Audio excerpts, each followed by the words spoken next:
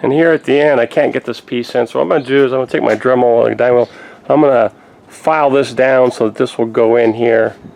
This hole has good alignment with the receiving end, so I think if I just file that down a little bit, I can get this thing in there. Okay, I'm going to file down that edge right there, this right here. And I'm going to use this diamond wheel. It has diamonds on this side. You can use it to file something down, so let's see if we can get that guy in there, even though he's right there.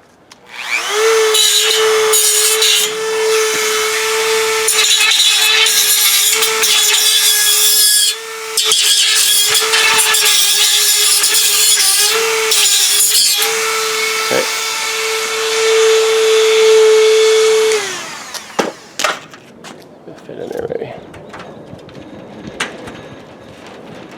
A little bit more, but I'm getting there.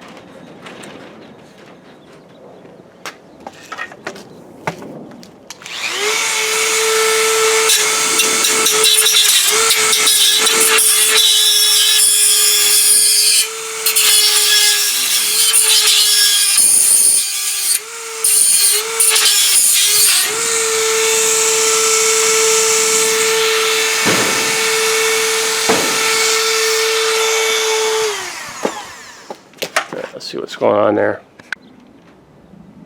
Got it in place. Alright.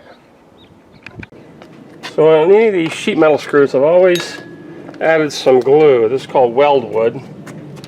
And it's good for metal or wood or anything. But put some glue on that guy. And then I'll screw them in. Then add all the sheet metal screws on this shed. Make sure it doesn't get loose.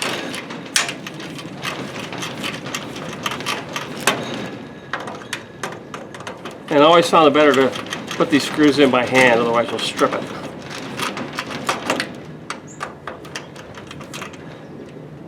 There we go.